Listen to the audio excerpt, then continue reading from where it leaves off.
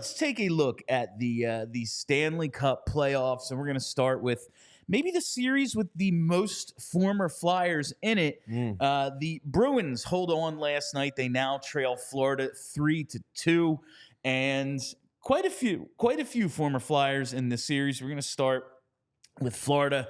Sergei Bobrovsky. He's probably the now I have the hiccups. That's great. He's probably the biggest name, biggest star, former Flyer. I mean, 2 Vezinas, wins the East last year, on the huge contract with Florida. Had the big upset of Tampa with Columbus a few years ago under John Tortorella. His playoff career has been very up and down. Obviously, the reason he's maybe still not in Philadelphia, his rookie year, they run him into the ground in the regular season. He goes out, is not very good in the playoffs. They go through a goalie carousel in the playoffs, and Ed Snyder comes out in the offseason and says, that was embarrassing. We're never doing that again. So they go out and get Ilya Bryzgalov, and it was a short time later that Sergei Bobrovsky traded to Columbus, and see you later. He wins his 2 Vezinas there, ultimately gets his UFA deal in Florida. And he's been real good the last couple of playoffs. Now, the numbers are a little deceiving. He's got an .896 save percentage, but everyone's saying he's been great, and his timely saves have been huge, coming up in the clutch. And I think it's a little bit of maybe what we saw with Sam Erson's numbers at points this year. Florida's only given up about 24 shots per game in these playoffs. So it's not as if he's getting the opportunity to have a .944 shutout. Yeah. I mean, he's given up 2 or fewer goals in 7 of 10 playoff games this year. Yeah. Like, that's putting yourself in position to win, even if you don't have the gaudy save percentage numbers. But Bob has been one of the best players on...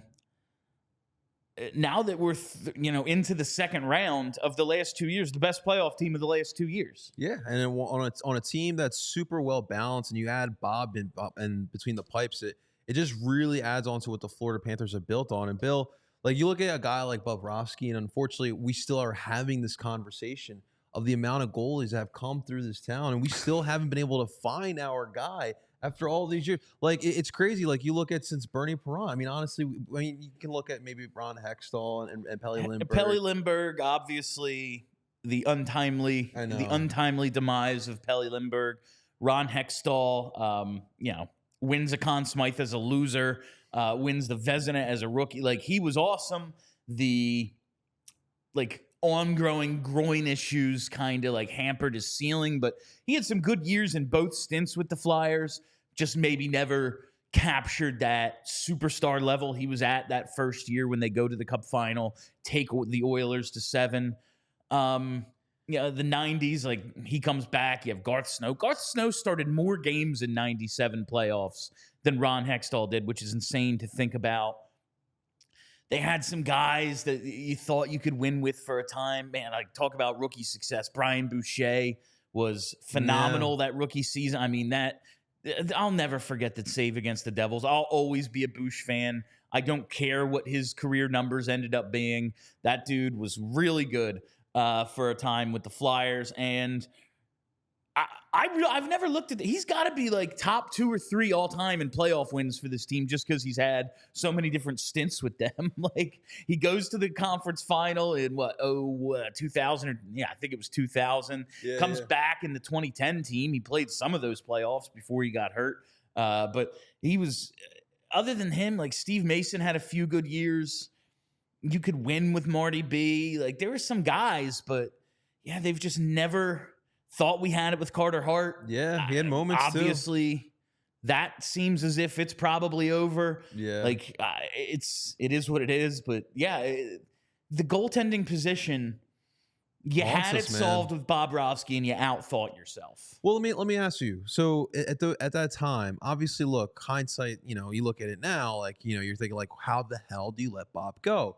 But at that time, was it that easy decision to just part ways with him? I don't think it was an easy decision, but you gave Ilya Bryzgalov a 9-year contract. That really hurts. 9 years, $51 million. There aren't even 9-year contracts anymore. 8 is the max for re-signing your own guys. So We definitely panicked a little bit there with Brzgalov. yeah, it was. What happened was Bobrovsky's agent told the Flyers, "We're not going to sign here, so we're just going to go back to Russia. So you're going to lose us for nothing unless you trade us." Maybe they could have called his bluff, hold on to his rights. You know, you buy out Briz like the end of the next season. He's here, 2 years? Yeah. Maybe you can convince him to come back from Russia if he goes that route. You still hold his rights. I don't know. Only Danny B was a GM back then, huh? Bill? Yeah, maybe. But you end up trading him, and you bring in Steve Mason, and Mason's good for you. He had 2 outstanding years. He did. The second 2 years, I'll never maybe get over the half-ice goal he gave up to the Caps in the 16 playoffs, but he was good for a few years here. But it was just a shit situation caused by like a team in disarray in that 2011, 2012 kind of nonsense era of the Flyers, where Paul Holmgren went from he's just making all the right moves to he's chasing his tail a little bit here, man. Yeah, he's trying to build something that can't be built. Yeah, and then you look at Bob's career, 11, 12 years later, he's still pretty consistent. And, the Florida Panthers, obviously Stanley Cup contender. Yeah, it definitely is a little sour taste on a lot of our mouths, for sure, Bill. We all silly like the mayor.